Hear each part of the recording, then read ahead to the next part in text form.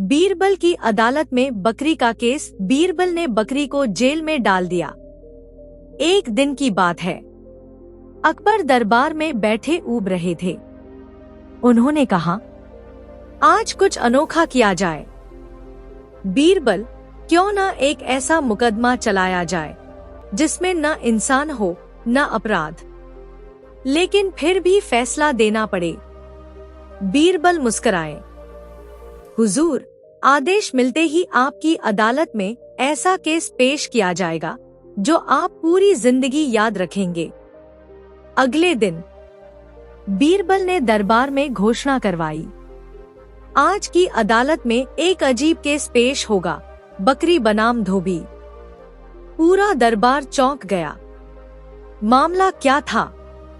एक गरीब धोबी, जिसकी धोबी घाट नदी किनारे थी, डरते डरते अदालत में आया। उसके पीछे एक खूबसूरत सफेद बकरी रस्सी से बंधी थी। बीरबल ने पूछा, बताओ, बकरी को क्यों लाए हो? धोबी बोला, हुजूर, इस बकरी ने मेरी कमीज खा ली है। मैं नदी में कपड़े धो रहा था और ये पास आकर मेरी सफेद कमीज चबा गई। अब मैं क्या पहनूंगा? मेरा नुकसान हुआ है। मालकिन इसकी बकरी को बहुत प्यारी मानती है, लेकिन मैं चाहता हूँ इसे सजा मिले। अकबर ने चौंक कर बीरबल की ओर देखा। क्या ये कोई मजाक है? बीरबल, नहीं हुजूर, ये बकरी अब सरकारी अपराधी है। इसका ट्रायल होगा। बकरी की सुनवाई शुरू होती है। बीरबल ने बकरी को दरबार के बीच खड़ा करवाया। 2 सैनिक बकरी के दोनों ओर तैनात किए गए ताकि वो भाग ना सके। बीरबल ने पूछा, बकरी, क्या तुमने धोबी की कमीज खाई? बकरी, मैं हाँ। बिल्कुल मासूम चेहरा। बीरबल बोले, देखिए हुजूर, चुप है। इसका मतलब गुनाह कबूल है। सारा दरबार ठहाके मारकर हंस पड़ा, लेकिन बीरबल बिल्कुल गंभीर थे। बीरबल बोले, चूंकि बकरी गुनहगार है और इसने सरकारी नागरिक का वस्त्र नष्ट किया है, इसे 3 दिन की जेल की सजा दी जाती है। बकरी को जेल ले जाया गया। पूरे शहर में चर्चा फैल गई। बीरबल ने बकरी को जेल भेज दिया। अब जानवर भी सजा पाएंगे। बकरी को हल्की रस्सी से बांधकर सिपाही जेल की ओर ले चले। बच्चों की भीड़ पीछे पीछे हंसते हुए चल रही थी। तीसरे दिन का ट्विस्ट। तीसरे दिन बीरबल ने जेलर को आदेश भेजा, बकरी की रिहाई से पहले उसके मालिक को बुलाया जाए। बकरी की मालकिन एक बूढ़ी महिला दरबार में आई। बीरबल ने पूछा, क्या ये बकरी आपकी है? हाँ हुजूर, ये मेरी बेटी जैसी है। बूढ़ी महिला बोली। बीरबल, आपकी बेटी ने एक गरीब का कपड़ा खा लिया। क्या आपने कभी देखा कि ये बकरी पेपर या कपड़ा चबाती है? हुजूर, हाँ, खाती है। इस आदत से बहुत परेशान हूँ। बीरबल, फिर तो गलती आपकी हुई। आपने एक चबाने वाली बकरी को खुला छोड़ दिया। इसके कारण एक गरीब का नुकसान हुआ। अब आपको उस धोबी को एक नई कमीज और 2 दिन की मजदूरी का हर्जाना देना होगा। अदालत में तालियां बज उठीं। अकबर ने कहा, बीरबल, तुमने जानवर के जरिए इंसानों को न्याय दे दिया और ये भी सिखाया कि अगर कोई मूक प्राणी भी गुनाह करे तो उसकी जिम्मेदारी उसके मालिक की होती है। बीरबल ने मुस्कुराकर कहा, जहां पनाह, बकरी ने कमीज खाई थी, लेकिन आंखें इंसानों की बंद थी। मैंने वही खोली है। सीख, मजेदार अंदाज में, गलती करने वाला सिर्फ जानवर नहीं होता, असली जिम्मेदार वो होता है जो ध्यान नहीं देता। न्याय तब सच्चा होता है जब मजाक में भी सच्चाई दिखे। और हाँ, बीरबल की अदालत में बकरी भ।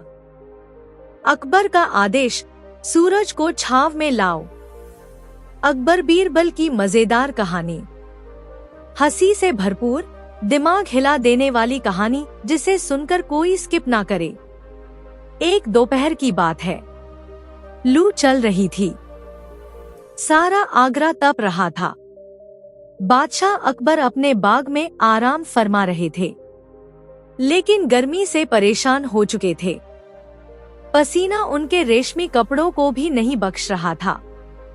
अकबर ने माथा पोंछते हुए कहा, ये सूरज भी कमबख्त किसी की नहीं सुनता, इतना तेज क्यों चमकता है।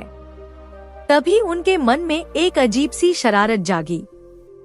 उन्होंने मुस्कुराते हुए कहा, हम देखना चाहते हैं कि बीरबल कितनी गर्मी में भी अपनी अक्ल ठंडी रखता है। उन्होंने दरबार में ऐलान करवा दिया, बीरबल को हुक्म है, सूरज को छाव में लाओ। दरबार में हड़कंप। जब ये फरमान सुना गया, सारे दरबारी दंग रह गए। कुछ तो हंसने लगे। अब बीरबल क्या करेगा? किसी ने मजाक उड़ाया, क्या वो सूरज को पेड़ के नीचे ले आएगा, या बादल खरीद कर लाएगा, या चादर ओढ़ा देगा सूरज को? बीरबल मुस्कुराते हुए दरबार में आए। उन्होंने सलाम ठोका और बोले, हुजूर, सूरज को छाव में लाने का आदेश बिल्कुल जायज है, लेकिन मेरे पास एक शर्त है। अकबर चौंक कर, क्या शर्त? बीरबल, आपको ये आदेश लिखित में देना होगा, मोहर लगाकर। अकबर हंसते हुए, अरे वाह, इतना बड़ा काम करने जा रहे हो तो लिखित आदेश तो बनता है। अकबर ने मोहर लगाकर हुक्मनामे में लिख दिया, बीरबल को आदेश है कि सूरज को छाव में लाया जाए आज ही के दिन। बीरबल की चालाकी शुरू होती है। बीरबल वह लिखित आदेश लेकर सीधे शहर के बीचों बीच पहुँचे। वहां उन्होंने एक ऊंची जगह पर दरबार का तंबू लगवाया और उस पर बड़ा सा बोर्ड टांग दिया। शाही आदेश के अनुसार सूरज को छाव में लाने का आयोजन आज यहाँ होगा। जो देखना चाहे आमंत्रित है। लोग जमा हो गए। कोई सोच रहा था कि बीरबल क्या करिश्मा करेगा। सभी उत्सुक थे। और तभी बीरबल ने सबसे ऊंचे स्थान पर अकबर का वह लिखित आदेश लाकर रखा, एक बांस की छड़ी पर लहराता हुआ। फिर उसने 4 सिपाहियों को बुलाया और कहा, इस आदेश पर छाया कर दो, सूरज को नहीं, लेकिन आदेश को छाव मिलनी चाहिए। चारों सिपाहियों ने तंबू की छाया को मोड़कर उस कागज पर डाल दिया। सूरज आग उगल रहा था, लेकिन अकबर का आदेश अब छाव में था। दरबार में धमाका। अकबर को खबर दी गई, हुजूर, बीरबल ने सूरज को छाव में ला दिया है। अकबर हैरान होकर, क्या सच में? कैसे? बीरबल दरबार में वापस आए और बोले, जहां पनाह, आपने सूरज को नहीं, आपके आदेश को छाव में लाने को कहा था, और वो अब तंबू के नीचे छाव में है। पूरे शहर ने देखा, सूरज वही है और आपके शब्दों को छाव मिल गई। अकबर ने ठहाका लगाया, बीरबल, तुमने फिर से शब्दों का ऐसा जाल बुना कि हम खुद उलझ गए। तुम्हारी अक्ल को तो सचमुच कोई छाव नहीं दे सकता। अंत में बीरबल ने एक बात कही, जहां पनाह, सूरज को कोई नहीं हिला सकता, लेकिन अगर आप चाहें तो अपनी सोच की दिशा जरूर बदल सकते हैं, वहीं असली छाव मिलती है। सीख, मजेदार अंदाज में। कभी कभी सवाल से ज्यादा जरूरी होता है उसका मतलब समझना, और अक्लमंद वही जो आग जैसी बात को भी ठंडी छाव में बदल दे। बीरबल जैसा दिमाग हो तो सूरज भी शर्म से बादल में छिप जाए। बीरबल की उल्टी गिनती। अकबर बीरबल की मजेदार कहानी। एक दिन दरबार में अकबर कुछ ज्यादा ही परेशान बैठे थे। उन्होंने दरबारियों से कहा, आज मेरा मन बड़ा खिन्न है, कुछ मनोरंजन चाहिए, मगर ऐसा कि दिमाग भी घूम जाए। और तभी तानसेन मुस्कुराते हुए बोले, हुजूर, जब मन खिन्न हो तो बीरबल को उलझाइए। अकबर की आंखों में चमक आ गई। बीरबल, हाजिर हो। बीरबल ने सलाम ठोका। हुजूर, बीरबल हमेशा तैयार है। अकबर बोले, तो सुनो बीरबल, तुम्हें आज हम एक अलग काम सौंपते हैं। तुम्हें उल्टी गिनती करनी है, मगर इतनी खास कि हम भी चौंक जाएं। बीरबल मुस्कुराए। हुजूर, आपकी उल्टी गिनती तो शुरू हो चुकी है। अकबर चौंके। क्या मतलब? बीरबल बोले, मतलब ये कि जैसे ही आपने मुझे बुलाया मैंने गिनती शुरू कर दी थी। 10, 9, 8। अकबर, तुम मजाक कर रहे हो। बीरबल गंभीरता से, नहीं हुजूर, ये मजाक नहीं। आज की उल्टी गिनती आपके दरबार की सच्चाई बताएगी। मैं हर संख्या पर एक सच खोलूंगा और जब एक आएगा तो शायद कुछ ऐसा निकलेगा जो दरबार को हिला देगा। अकबर बोले, ठीक है, तो चलो शुरू करो। मैं देखता हूँ तुम्हारे नंबरों में क्या जादू है। बीरबल की उल्टी गिनती शुरू हुई।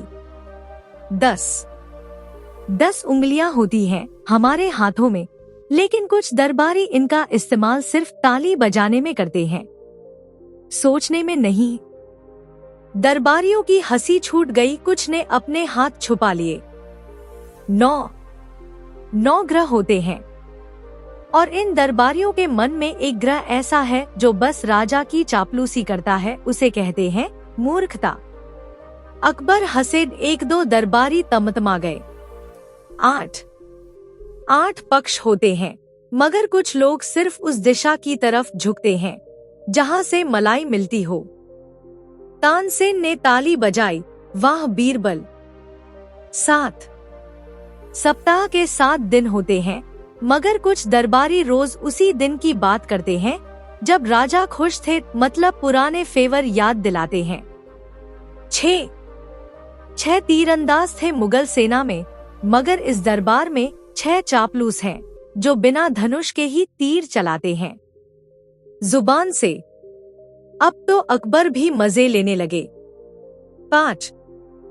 5 इंद्रियां होती हैं, सुनना, देखना, सूंघना, छूना, स्वाद लेना।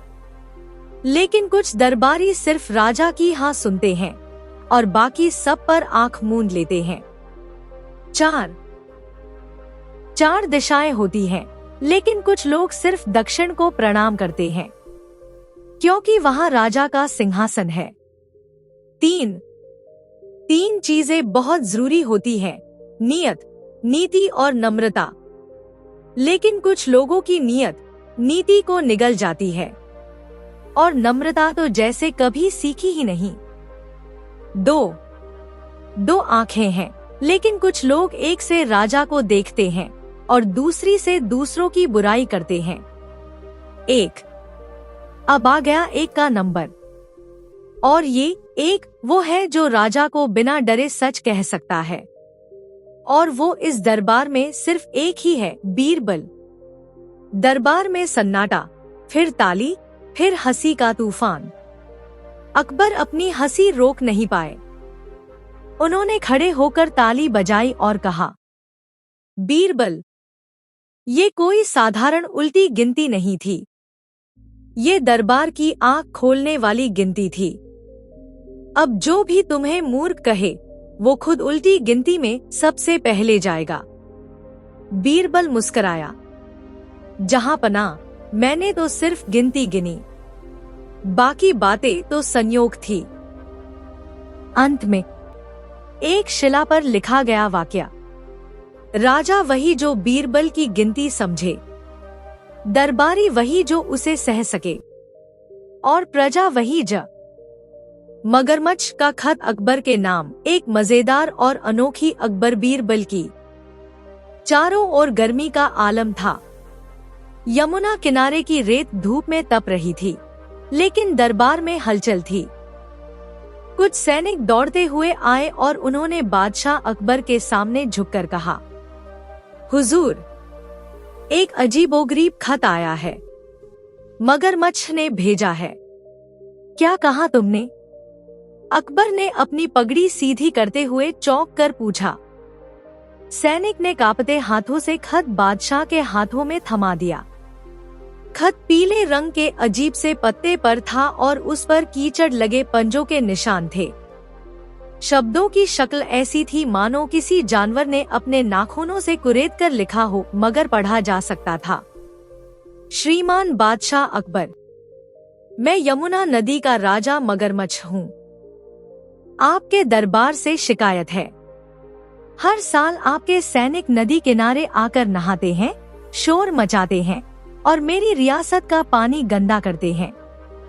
अगर आपने इस पर ध्यान नहीं दिया तो मैं अपने अधिकारों की रक्षा के लिए एक बड़ा कदम उठाऊंगा। आपका जलीय प्रतिद्वंदी मगरमच्छ। दरबार में सन्नाटा छा गया। कुछ हंसी रोक नहीं पाए, कुछ सैनिक तो डर के मारे कांपने लगे। अकबर ने गंभीरता से पूछा, क्या किसी ने देखा कि यह खत लाया कौन? सैनिक बोला, हुजूर, एक नाविक ने बताया कि सुबह सुबह एक बड़ा मगरमच्छ किनारे आया। उसे मुंह में ये पत्ता था और वो किनारे छोड़कर वापस पानी में चला गया। अकबर ने अपनी मूंछों को ताव देते हुए कहा, दरबार में बीरबल को बुलाओ। अगर ये शरारत है तो इसका पर्दाफाश होना जरूरी है, और अगर ये सच है तो हमें पहली बार किसी मगरमच्छ के साथ वार्ता करनी पड़ेगी। बीरबल का आगमन और पहला सवाल। बीरबल जब दरबार पहुंचे, उन्होंने अकबर से सारा किस्सा सुना। फिर उन्होंने बिना हंसे कहा, जहांपनाह, अगर खत में लिखा सच है तो हमें मगरमच्छ से मिलना होगा। अकबर मुस्कुराए, क्या तुम उससे बात कर सकते हो? बीरबल बोले, अगर बात पानी के राजा से करनी है तो जवाब भी पानी में उतर कर देना होगा। बीरबल की योजना, मगरमच्छ से संवाद। अगली सुबह बीरबल अपने साथ एक छोटा सा तंबू, कुछ साज सामान और 1 दर्जन सैनिक लेकर यमुना किनारे पहुंचे। तंबू नदी किनारे लगाया गया और उस पर बोर्ड लटकाया गया, राजकीय मगरमच्छ संवाद केंद्र, केवल मगरमच्छों के लिए। बीरबल ने नदी में एक बड़ी सी मछली डालकर कहा, हम तुम्हारे सम्मान में भोज दे रहे हैं, ओ यमुना के राजा। आइए और वार्ता कीजिए। कुछ समय बाद पानी में हलचल हुई। सचमुच एक बड़ा मगरमच्छ दिखा। बीरबल न डरे न चौंके। उन्होंने जोर से कहा, हमने तुम्हारा संदेश पढ़ा है। अब हमारी शर्तें सुनो। अगर तुम सच्चे राजा हो तो दरबार में आओ और बात करो। हम मान्यता देने को तैयार हैं, मगर सबूत चाहिए कि यह हरकत इंसानों की नहीं, तुम्हारी ही थी। मगरमच्छ की चाल और गांव का रहस्य। अगले दिन एक और खत आया, इस बार साफ सुथरे पत्ते पर लिखा हुआ था और बहुत अच्छी भाषा में। बीरबल, मैं तुम्हारी चतुराई को पहचानता हूँ। मैं खुद नहीं आ सकता, पर मेरा दूत तुम्हारे पास आएगा। वो तुम्हारे ही जैसे दिखेगा, मगर उसका दिल मगरमच्छ जैसा होगा। अब मामला और भी उलझ गया। इसी दौरान पास के एक गांव से कुछ किसान आए और बोले, हुजूर, पिछले कुछ महीनों से एक बाबा यमुना किनारे रहने लगे हैं। वो कहते हैं कि वे पानी के जीवों से बात कर सकते हैं। वो लोगों को डराते हैं कि अगर उन्होंने उन्हें दान नहीं दिया तो मगरमच्छ हमला करेगा। एक शराबी ने दी बीरबल को चुनौती। हास्य और बुद्धिमानी से भरपूर अकबर बीरबल की मनोरंजक कहानी। एक दिन दरबार की कार्यवाही समाप्त होने के बाद बीरबल महल से बाहर निकलकर शहर की गलियों में घूमने लगे। उन्हें आम लोगों की समस्याएं जानना अच्छा लगता था।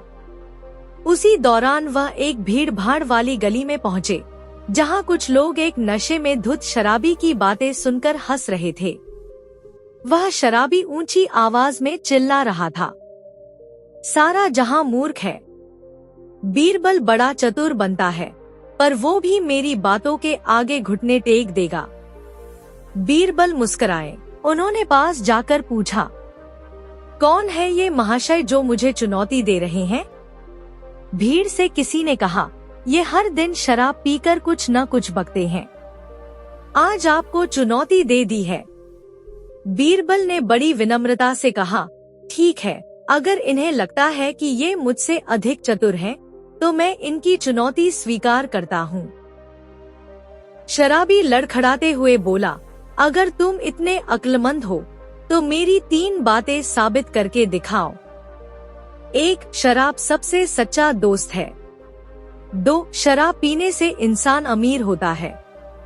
3. शराब पीने से इज्जत बढ़ती है। अगर ये साबित नहीं कर सके तो मान लेना कि बीरबल मूर्ख है। भीड़ हंसी से लोटपोट हो गई। सभी को लग रहा था कि अब बीरबल भी फंस गए। बीरबल ने मुस्कुराते हुए उत्तर दिया, ठीक है, मैं तुम्हारी तीनों बातों को साबित करता हूँ, पर मेरे तरीके से। पहली बात, शराब सबसे सच्चा दोस्त है।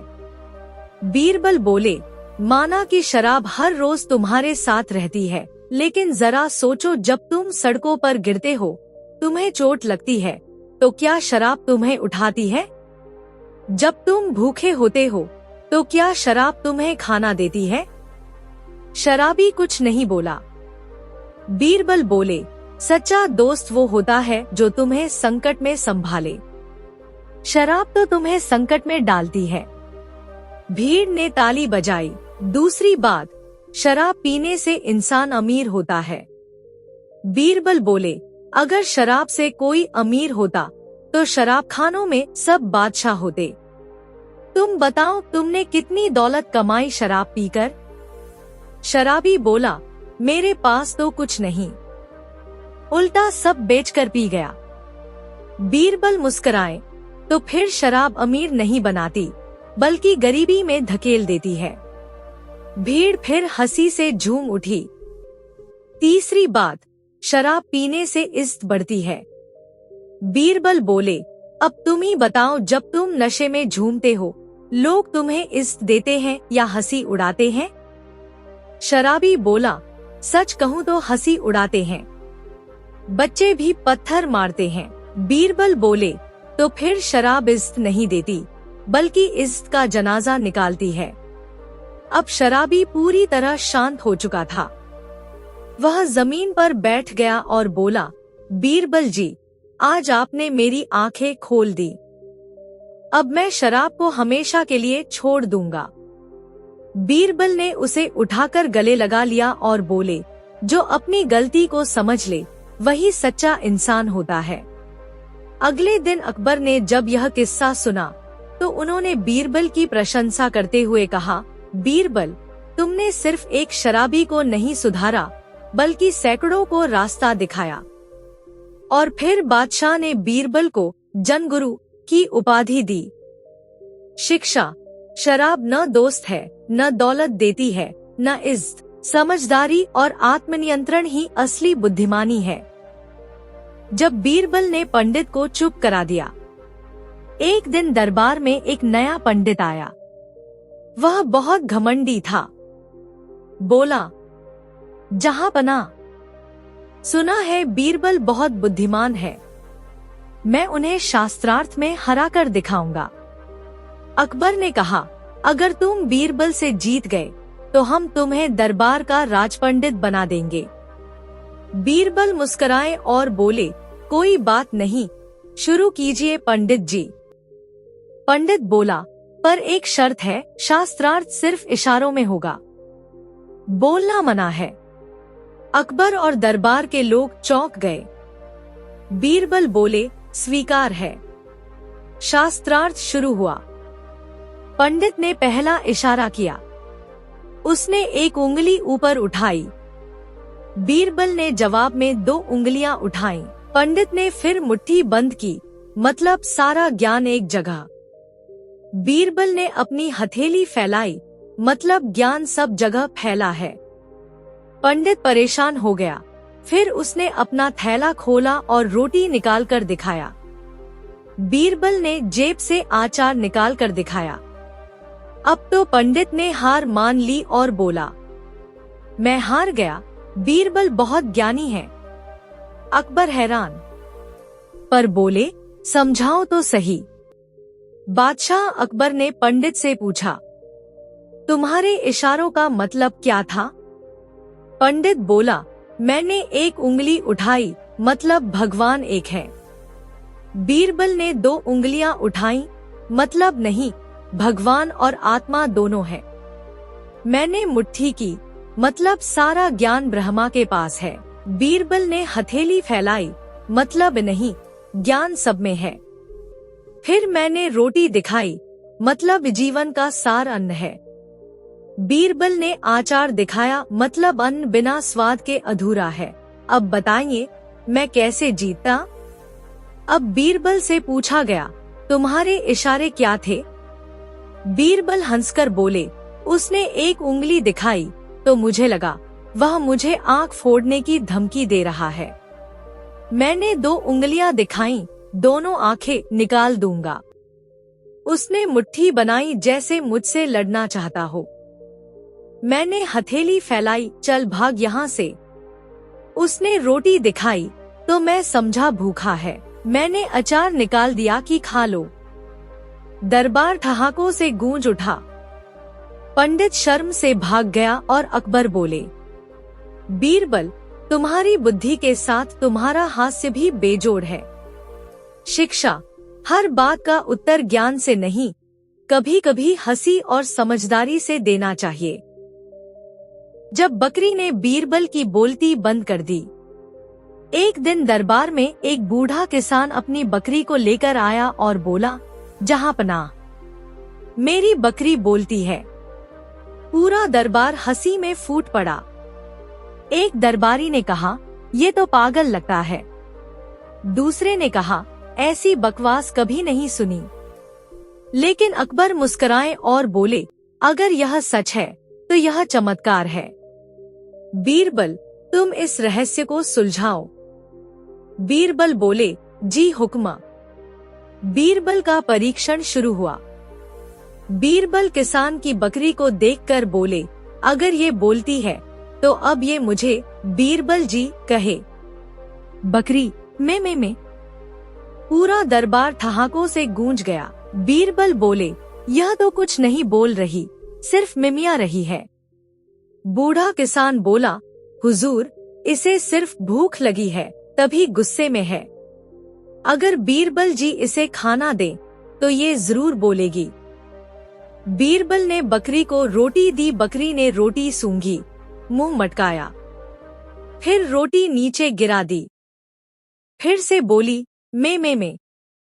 बीरबल बोले, ये तो मेरी रोटी भी नहीं खा रही, बहुत घमंडी बकरी है। किसान मुस्कुराया और बोला, हुजूर, इसे सिर्फ बादशाह की दी हुई रोटी पसंद है। अकबर ने मजे लेते हुए एक टुकड़ा रोटी बकरी के आगे फेंका।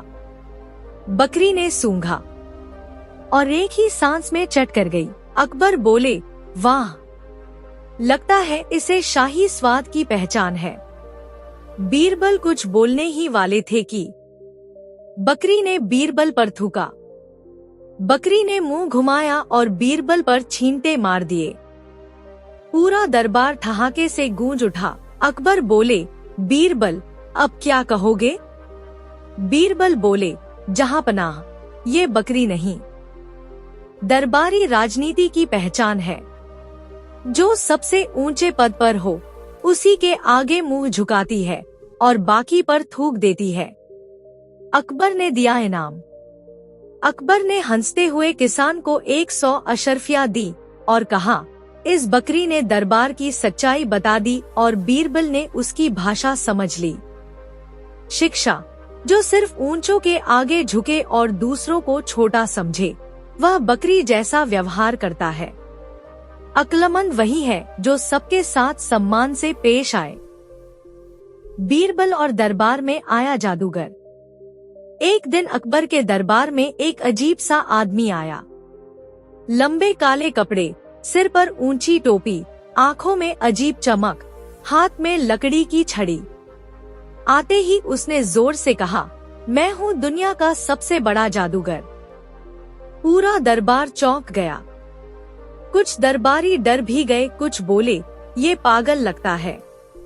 लेकिन अकबर बोले, बताओ क्या जादू है तुम्हारे पास?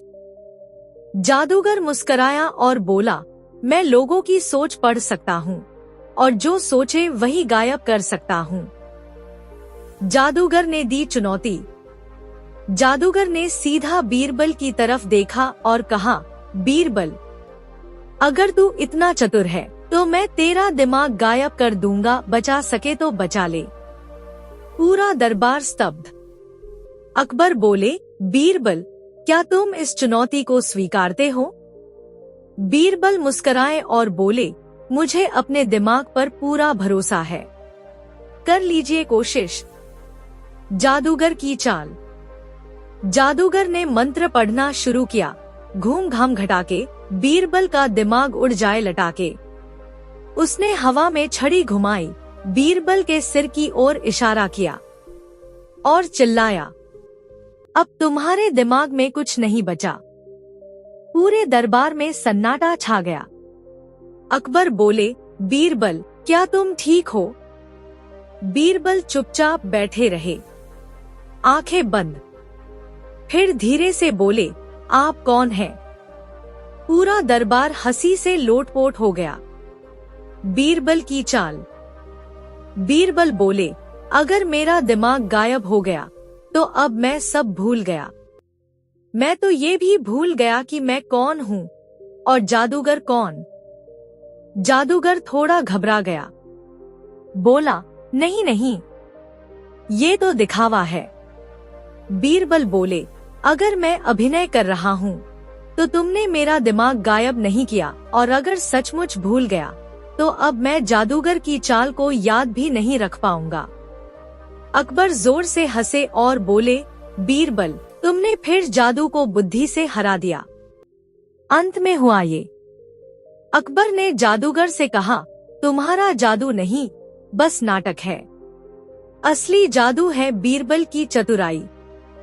जादूगर झेंप कर बोला, जहांपनाह, मैं बीरबल की परीक्षा लेने आया था, अब मैं उसका शिष्य बनना चाहता हूँ। बीरबल बोले, अगर तुमने सचमुच कुछ सीखा है तो आज तुम्हारा जादू सफल हुआ, क्योंकि अज्ञान गायब हो गया। शिक्षा। दिमाग को कोई गायब नहीं कर सकता जब तक आप खुद अपनी समझ को बंद न कर लें।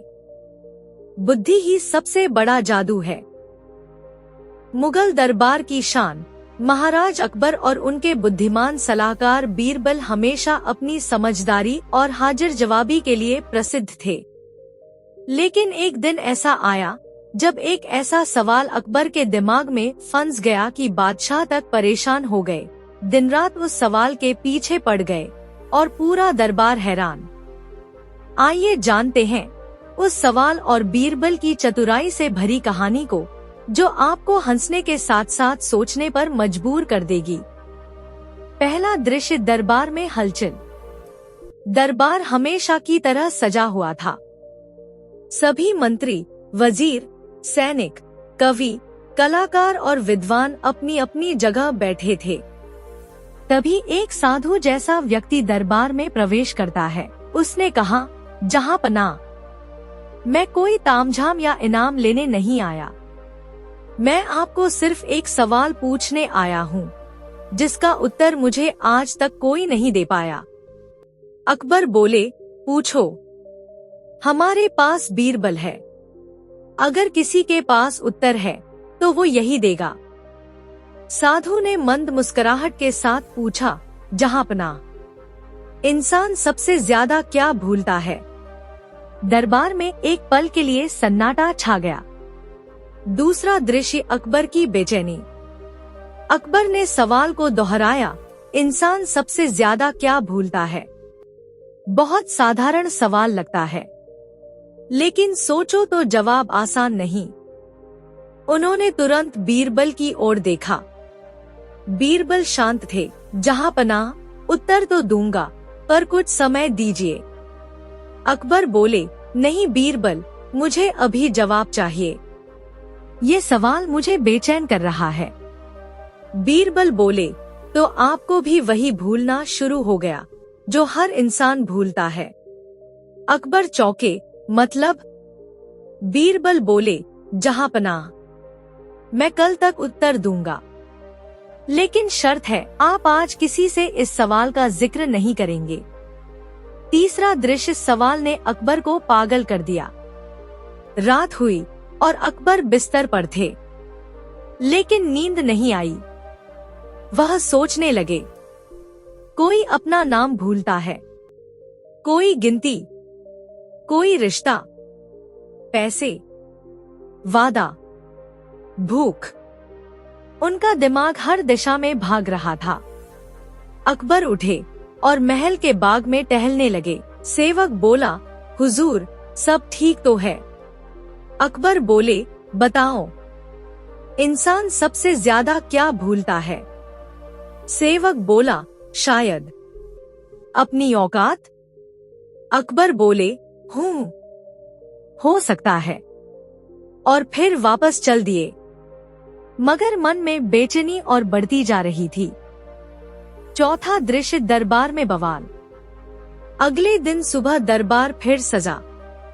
अकबर के चेहरे पर नींद नहीं थी, आंखों के नीचे थकान थी। वह बोले, बीरबल, जवाब दो, यह सवाल मुझे अंदर से झंझोड़ रहा है। बीरबल मुस्कुराए और बोले, जहांपनाह, इंसान सबसे ज्यादा खुद को ही भूलता है। दरबारियों की आंखें फैल गईं। अकबर बोले, खुद को?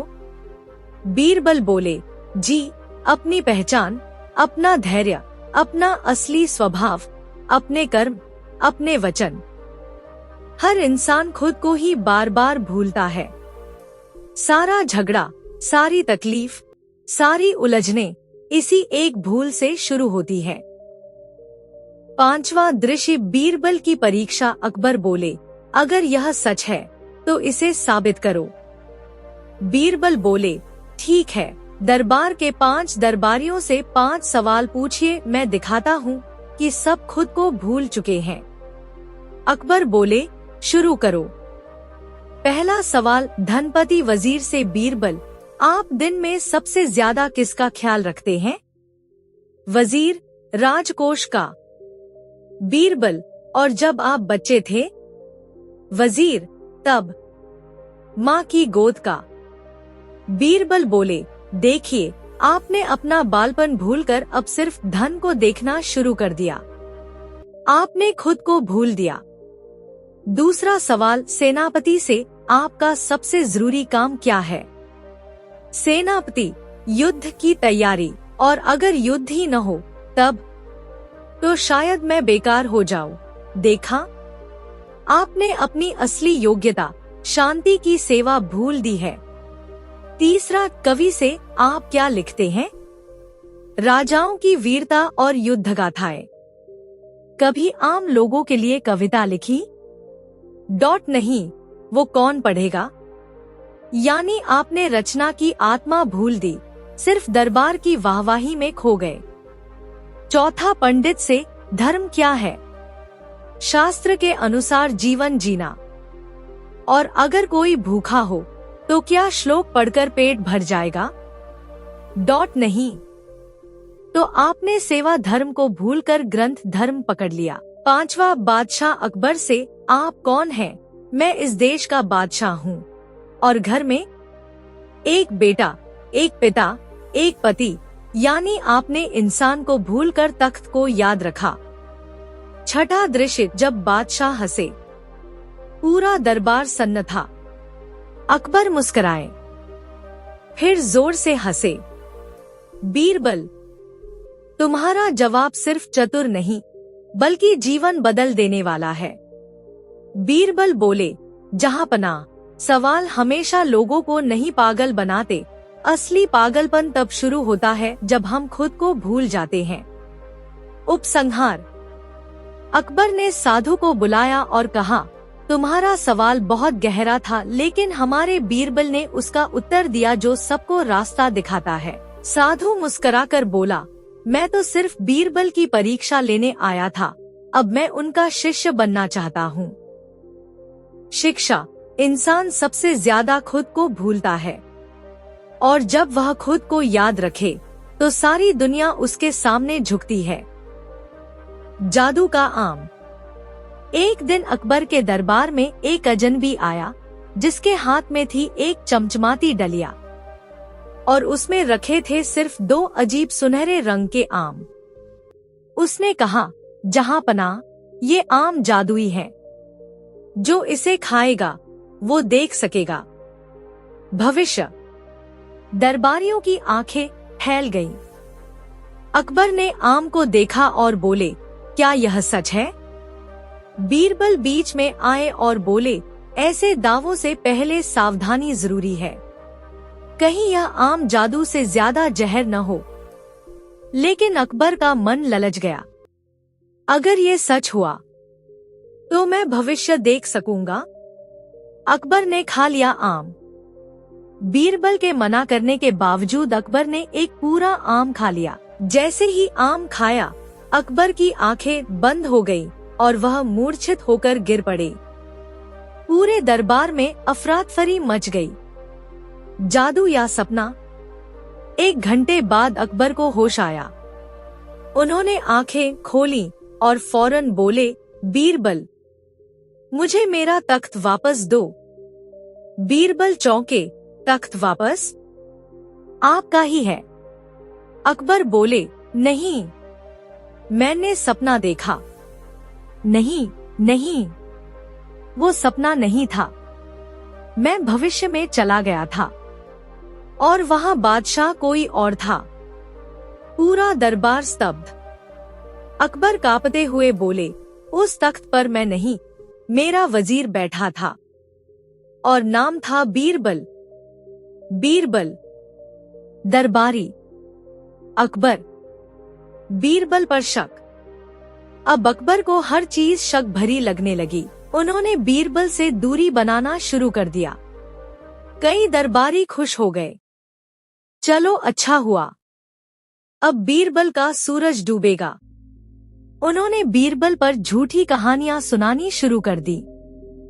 अकबर ने कहा, अगर बीरबल को गद्दी दिख रही है तो शायद वो सच में लेने की सोच रहा है। बीरबल की चाल। बीरबल ने अकबर से कहा, जहांपनाह, मुझे 2 दिन की छुट्टी दे, मैं अपनी आत्मा की सफाई करना चाहता हूँ। अकबर ने मंजूरी दी। 2 दिन बाद बीरबल लौटे, लेकिन बदले हुए रूप में। फटे पुराने कपड़े, बिखरे बाल, मुंह पर राख और हाथ में डंडा। अकबर बोले, ये क्या हाल बना रखा है? बीरबल बोले, मैं वो बीरबल नहीं जो गद्दी का सपना देखे। मैं अब वो फकीर हूँ जिसने भविष्य को ठोकर मार दी है। आपका सपना सच हो या झूठ, मैं खुद को मिटा चुका हूँ। अकबर चौंक गए। उन्होंने बीरबल को गले लगाया और कहा, मुझे माफ कर दो। वो आम जादुई नहीं था, वो मेरी लालच का फल था। अब असली खेल खुला। बीरबल मुस्कुराए और बोले, वो आम कोई जादुई फल नहीं था जहांपनाह, वो बस आम था, लेकिन उसमें था अफीम का हल्का नशा, और वो नशा मैंने खुद मिलवाया था। अकबर, क्या? क्यों? बीरबल बोले, ताकि आपको खुद के मन का डर दिखे। आपका डर ही आपका भविष्य बन गया, और इसी डर ने दिखा दिया कि इंसान अगर खुद पर शक करे तो उसका तख्त भी डगमगाने लगता है। शिक्षा। कभी कभी भविष्य देखने का लालच हमें वर्तमान की सच्चाई से दूर कर देता है। असल ताकत है अपने विचारों पर भरोसा करना, न कि किसी जादुई आम पर। मुगल दरबार में एक सुबह अफरा तफरी मच गई। शाही महल से खबर आई कि अकबर के प्रिय और कीमती जूते चोरी हो गए हैं। वो जूते किसी साधारण दुकान के नहीं थे। वो सोने के काम वाले रेशमी शाही जूते थे, जिन्हें केवल विशेष अवसरों पर ही पहना जाता था। अकबर गुस्से में बोले, जो मेरे जूते चुराएगा वो देशद्रोही है। बीरबल को बुलाया गया। बीरबल की पड़ताल शुरू। बीरबल बोले, जहांपनाह, यह कोई आम चोरी नहीं है, यह दरबारी स्तर की शरारत लग रही है। उन्होंने दरबार के सभी दरबारियों, रसोइयों, दरबानों और नाइयों से पूछताछ की, पर कोई सबूत नहीं मिला। बीरबल बोले, मुझे एक दिन दीजिए, चोर खुद जूते पहनकर दरबार में आएगा। अकबर बोले, अगर तुम चोर नहीं पकड़ पाए तो तुम्हारे जूते उतरवा दूंगा। बीरबल का आयोजन, जूतों की अदालत। अगले दिन दरबार में अजीब सा दृश्य था। बीरबल ने कहा, आज से पहले इंसानों की अदालत लगती थी, पर आज जूतों की अदालत लगेगी। पूरे दरबार में ठहाका। बीरबल पगला गया है। कुछ बोले। बीरबल बोले, हर दरबारी अपनी अपनी जूतियां या चप्पलें लेकर आए और उन्हें मेरी बनाई अदालत में जमा करें। सभी ने डरते हुए अपने जूते जमा कर दिए। बीरबल की चालाकी। बीरबल ने सभी जूतों को एक बड़ी चटाई पर पंक्तिबद्ध किया। फिर बोले, अब हर व्यक्ति सामने आए और अपने जूते पहचान कर पहन ले।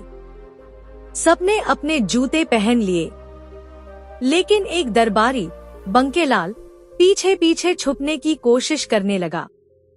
बीरबल चिल्लाए, ठहरो बंकेलाल, ये कौन से जूते तुमने पहने हैं? बंकेलाल सकपका गया। बीरबल ने कहा, इन्हीं में से एक जोड़ी बादशाह के जूते थे और जिस पर खास इत्र की महक थी, जो सिर्फ शाही वस्त्रों में डाली जाती है। बंकेलाल पकड़ा गया। अकबर की प्रतिक्रिया।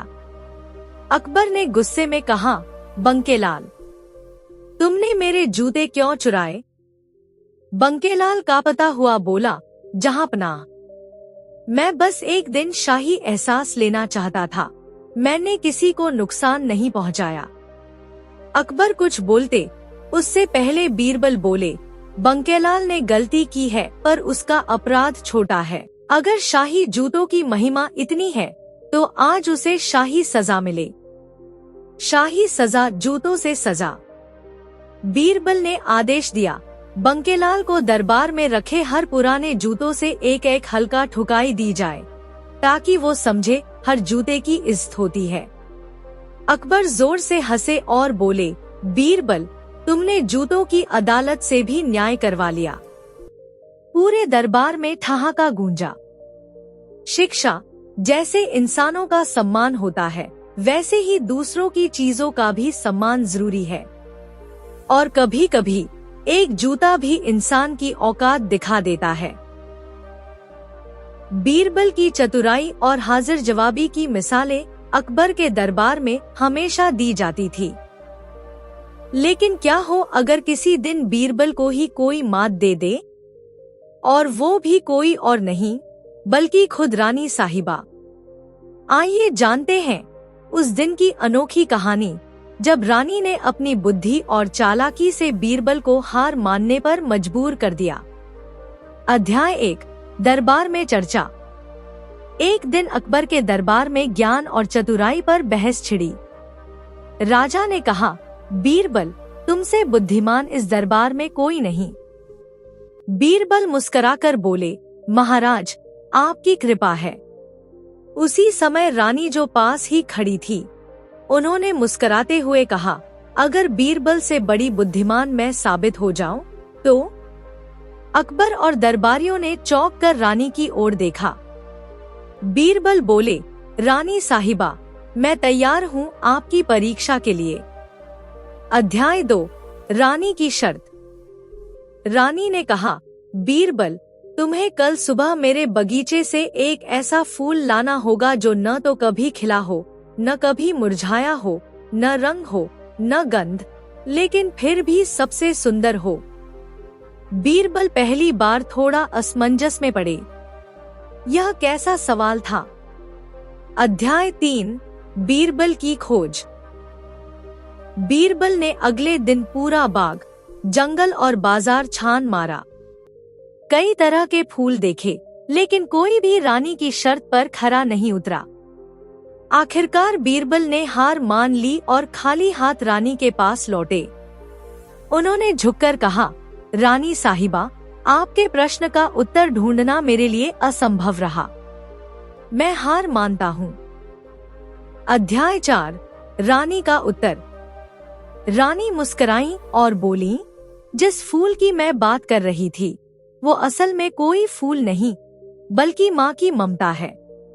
उसमें कोई रंग नहीं, कोई गंध नहीं, लेकिन वह सबसे सुंदर होती है, कभी न मुरझाने वाली और हर समय खिला रहने वाली।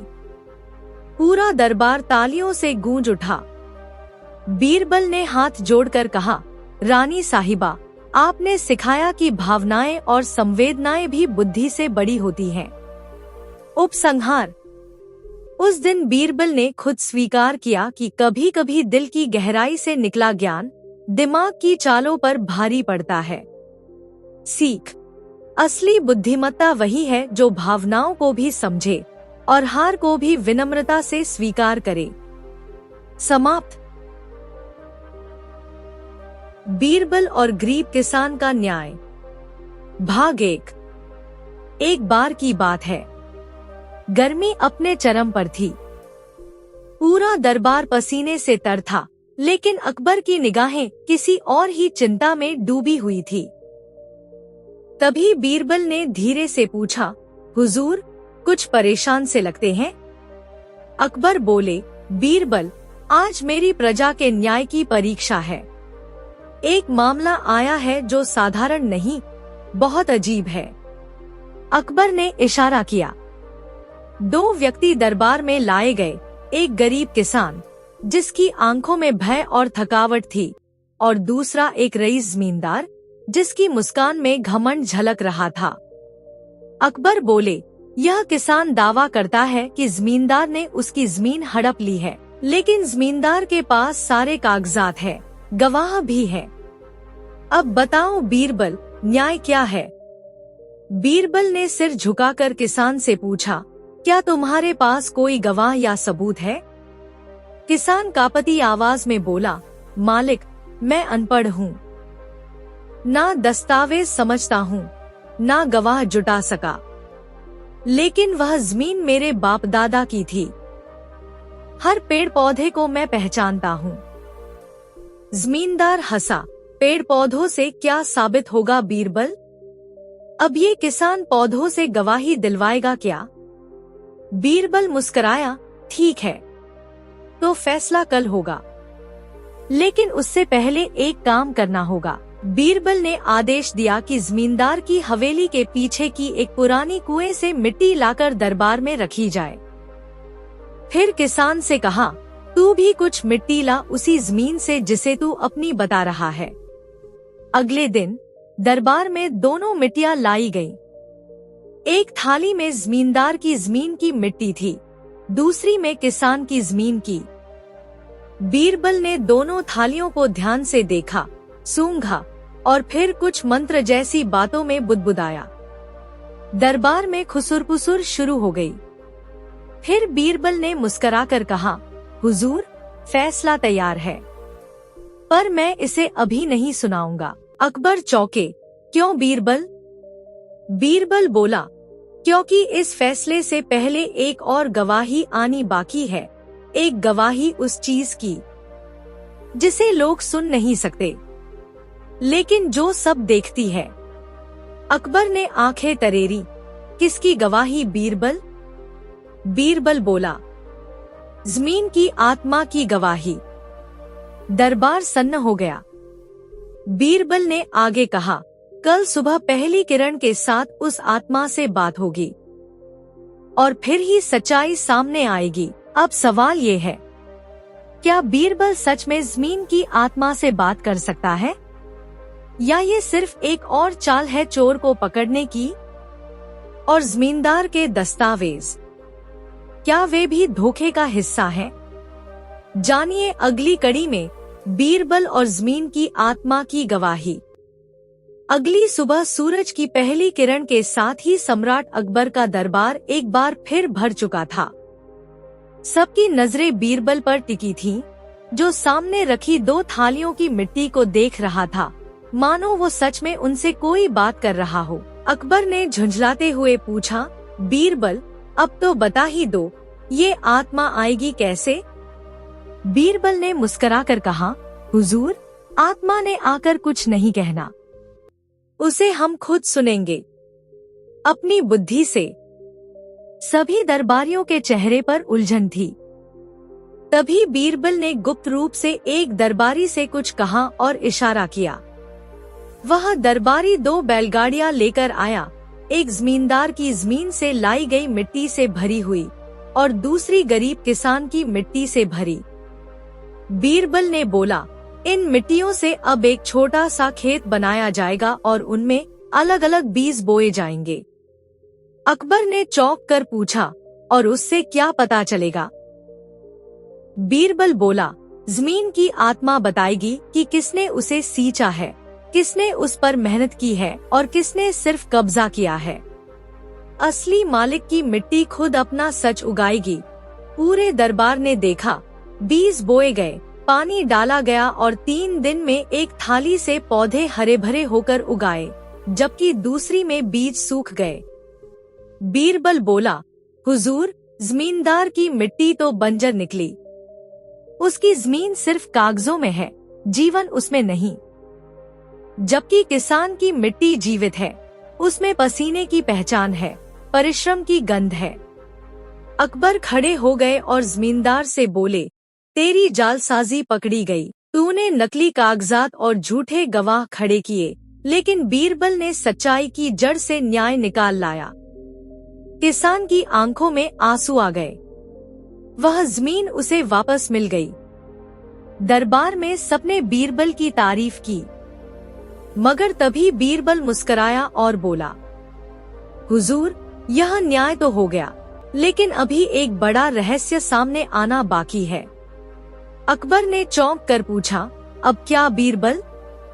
बीरबल धीरे से बोला, हुजूर, एक और जमींदार है, जो इस जमींदार से भी ज्यादा खतरनाक है, जिसने आपकी ही जमीन पर गुप्त कब्जा कर रखा है। अकबर ने गंभीर होकर पूछा, कौन है वो? नाम बताओ, बीरबल। बीरबल ने रहस्यमयी मुस्कान दी और बोला, उसका नाम मैं अगले दरबार में बताऊंगा। और बीरबल दरबार से बाहर निकल गया। पीछे रह गए सभी दरबारी एक अनसुलझे रहस्य और नए संकट की आहट के साथ। क्या बीरबल सम्राट की जमीन पर कब्जा करने वाले उस गुप्त शत्रु को उजागर कर पाएगा? क्या ये कोई करीबी दरबारी है या खुद बादशाह से जुड़ा कोई भेद? जाने अगले भाग में बीरबल और सम्राट की चोरी हुई जमीन। दरबार में सन्नाटा छाया हुआ था। बीरबल ने पिछले दरबार में दावा किया था कि अकबर की जमीन पर किसी ने गुप्त कब्जा कर रखा है। अब सारे दरबारी एक दूसरे को शक की निगाहों से देख रहे थे। अगले दिन सुबह दरबार लगा। अकबर ने बिना देरी किए पूछा, बीरबल, अब तो बता दो, कौन है वो जिसने हमारी जमीन चुराई है? बीरबल ने दरबारियों की ओर देखा, फिर गहरी सांस लेते हुए बोला, हुजूर, यह कहानी कुछ साल पुरानी है। जब एक साधु आपके पास आया था और कहा था कि उसे तपस्या के लिए एक छोटा टुकड़ा चाहिए। आपने उसे दया से 1 एकड़ जमीन दे दी थी। अकबर ने याद करते हुए सिर हिलाया। हाँ, वो तो बहुत ही विनम्र साधु था। क्या वही? बीरबल मुस्कुराया। विनम्रता सिर्फ मुखौटा थी हुजूर, असल में वह साधु नहीं था, बल्कि एक चालाक जमींदार था जो पहले भी कई राज्यों में ऐसी ही चाल से जमीनें हथिया चुका था। दरबार में फुसफुसाहट शुरू हो गई। बीरबल ने जारी रखा, उसने आपको बहला फुसला कर न सिर्फ वो 1 एकड़ बल्कि आसपास की कई एकड़ जमीन पर धीरे धीरे कब्जा कर लिया और अब वहाँ एक बड़ा आश्रम बनवा रहा है, जहाँ आम लोगों का प्रवेश निषिद्ध है। अकबर की भौहें तन गईं। क्यों नहीं बताया पहले? बीरबल बोला, सबूत इकट्ठा कर रहा था हुजूर। और सबसे बड़ा सबूत, वह व्यक्ति खुद आज इसी दरबार में मौजूद है। पूरा दरबार स्तब्ध रह गया। बीरबल ने इशारा किया। 2 सैनिक एक आदमी को लेकर आए जो साधु वेश में था। वही चेहरा, वही विनम्र आवाज। साधु डरते हुए बोला, महाराज, मैं तो बस तपस्वी हूँ, मैंने कुछ नहीं किया। बीरबल ने कहा, तपस्वी की झोपड़ी अब संगमरमर की हवेली बन चुकी है और उसके पीछे हथियारों का एक गुप्त भंडार भी मिला है। दरबार हक्का बक्का रह गया। अकबर ने क्रोधित होकर कहा, धोखेबाज, तूने हमारे विश्वास का फायदा उठाया, पर तू अकेला यह सब नहीं कर सकता। तेरे पीछे और भी कोई है। बीरबल की आंखों में चमक थी। उसने कहा, जी हाँ हुजूर, यही तो असली रहस्य है। अकबर बोले, क्या मतलब? बीरबल बोला, इस नकली साधु का संबंध एक ऐसे दरबारी से है जो हर दिन आपके बगल में बैठता है और असली मास्टरमाइंड वही है। अकबर ने गंभीर स्वर में पूछा, कौन है वो? बीरबल धीरे से बोला, उसका नाम है। वही दरबार की घड़ियां 12 बजा देती हैं। बीरबल चुप हो जाता है। अकबर चौंकते हैं। बीरबल, बोलो, उसका नाम बताओ। बीरबल मुस्कुराकर बोला, माफ कीजिए हुजूर, लेकिन उस नाम का उजागर होना अगले दरबार में ही उचित होगा, क्योंकि उस नाम से जुड़ी है एक और साजिश जिसमें आपकी जान भी खतरे में है। कौन है वो दरबारी जो सम्राट अकबर की जमीन चुराने के पीछे है? क्या बीरबल इस बार उसे बेनकाब कर पाएगा या कोई और बड़ा रहस्य छिपा है? देखिए अगला भाग, बीरबल और दरबारी की जानलेवा साजिश। पिछले दरबार में बीरबल ने सबको चौंका दिया था जब उसने कहा कि सम्राट अकबर की जमीन हड़पने वाले नकली साधु के पीछे दरबार का ही कोई उच्च अधिकारी है। अब पूरा महल भय और कौतूहल से भर गया था। अगली सुबह जब दरबार सजा तो वहाँ सन्नाटा छाया हुआ था। बीरबल दरबार में शांत भाव से आया और बोला, आज मैं उस दरबारी का नाम बताऊंगा जिसने सिर्फ जमीन नहीं, बादशाह के विश्वास को भी बेच डाला। अकबर ने कहा, बीरबल, इस साजिश का अंत अब होना चाहिए। हमें नाम चाहिए और सबूत भी। बीरबल ने एक लंबा कपड़ा हटाया। वहाँ एक बड़ा नक्शा रखा था। यह है सम्राट की भूमि का पूरा विवरण और यह है जहाँ जहाँ वह दरबारी चुपचाप अपने नाम से जमीन खरीदता गया, नकली नामों से, रिश्वत से, झूठे साधुओं की मदद से। अकबर ने गुस्से से पूछा, और वह दरबारी कौन है? बीरबल ने सीधा इशारा किया, वजीर आला शेख जलालुद्दीन। पूरा दरबार दहल गया। शेख जलालुद्दीन, जो वर्षों से अकबर का विश्वास पात्र था, अब घबरा गया। बीरबल, यह झूठ है, यह मेरी इज्जत पर हमला है। बीरबल ने मुस्कुराकर कुछ दस्तावेज दरबार में पेश किए और 2 गुप्तचर सामने आए जिन्होंने गवाही दी। हुजूर, हमने खुद शेख साहब को उस साधु के साथ मिलकर जमीन के दस्तावेज बदलते देखा है और ये है उस दिन की मुहर और हस्ताक्षर। अकबर ने क्रोधित स्वर में कहा, शेख जलालुद्दीन, तुमने मेरी पीठ में छुरा घोंपा? वर्षों की वफादारी के पीछे ये साजिश? शेख अब डर चुका था, लेकिन फिर उसने एक बात कही जिससे सारा दरबार कांप गया। हुजूर, मैं अकेला नहीं हूँ। इस साजिश की जड़ें महल के भीतर बहुत गहरी है और अगला निशाना सिर्फ आपकी जमीन नहीं, आपकी जान है। बीरबल चौकन्ना हो गया। क्या मतलब? शेख हंसा, मैं तो मोहरा था, असली खिलाड़ी वो है जो आपको छाया की तरह हर दिन घेरे रहता है और उसे कोई संदेह भी नहीं करता। अकबर ने उत्तेजना से पूछा, कौन है वो? नाम बताओ। शेख ने धीरे से कहा, वो है। और तभी एक तीर उड़ता है। शेख की छाती में धंस जाता है। पूरा दरबार चीख उठता है। शेख वहीं गिर जाता है। मरते मरते बस एक शब्द कहता है, डॉट तलवार, और शांत हो जाता है। बीरबल ने अकबर की ओर देखा। उसकी आंखों में भी अब पहली बार चिंता की गहराई थी। बीरबल बुदबुदाया, तलवार? क्या वो किसी तलवार नाम वाले की बात कर रहा था, या यह कोई कोड वर्ड है? कौन है वो शख्स जिसने शेख को मरवाया?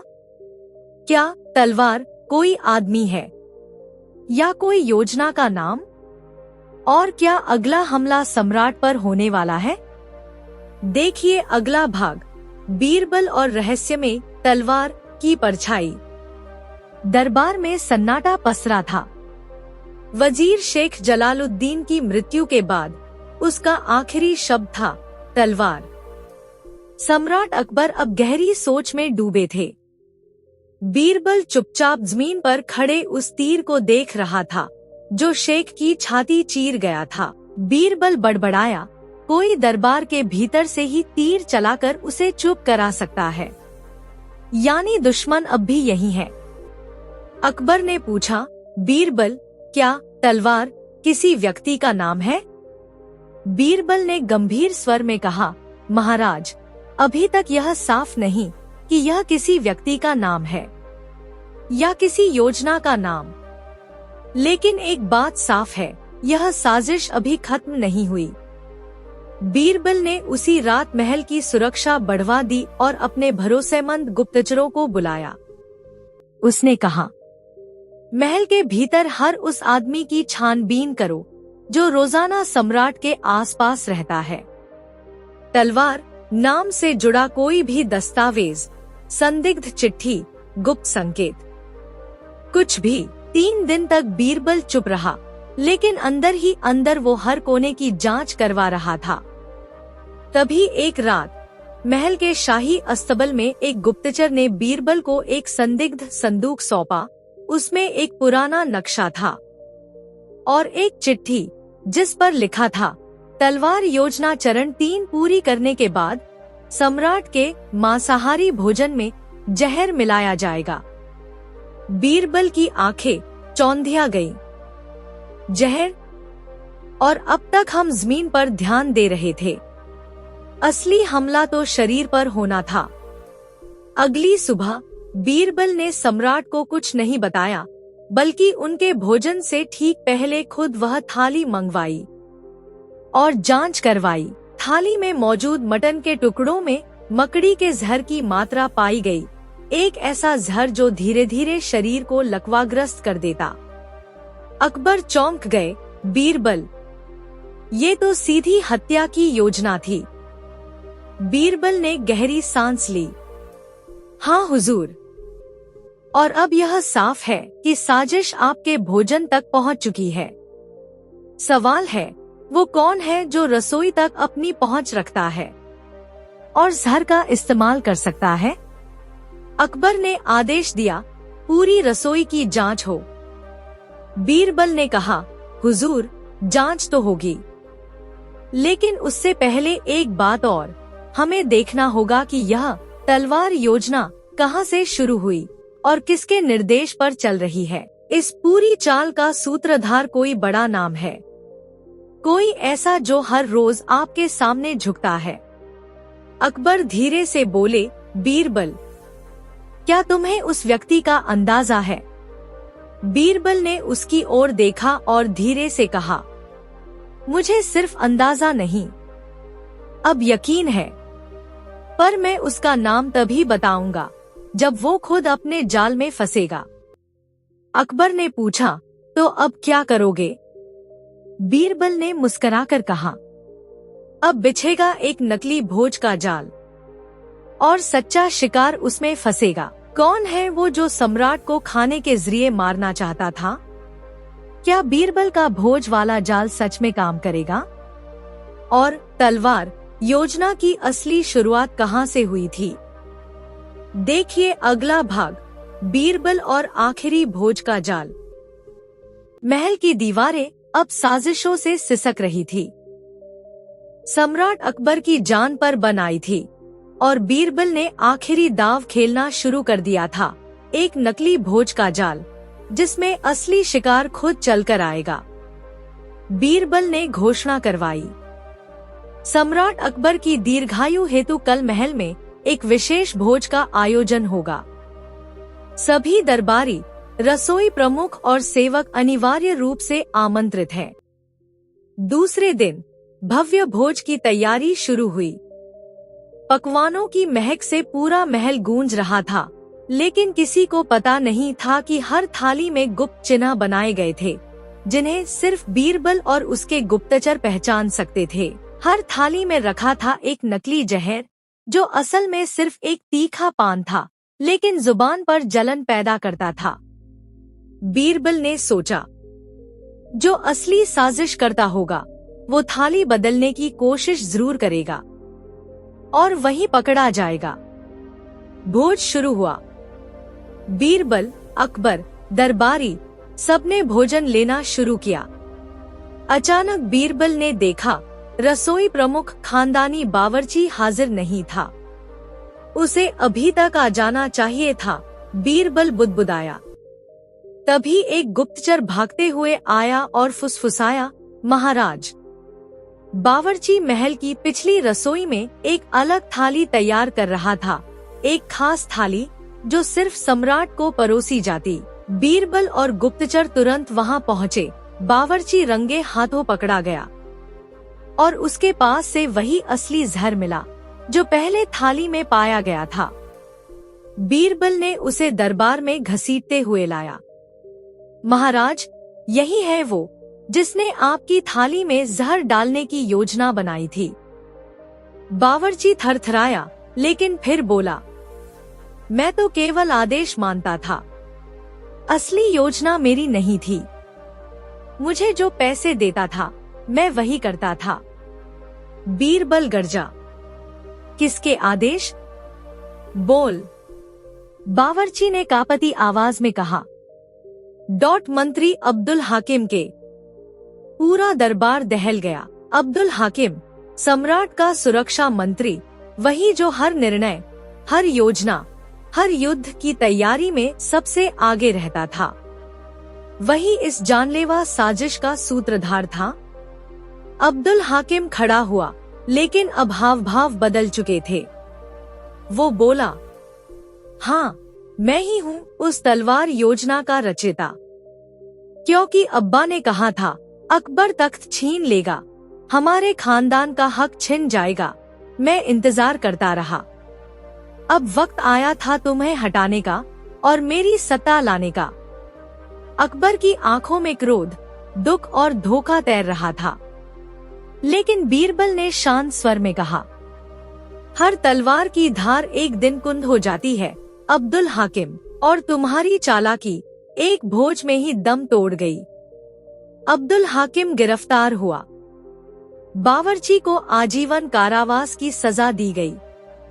अकबर ने बीरबल की ओर देखा, तुमने न केवल मेरी जमीन बल्कि मेरी जान भी बचाई बीरबल।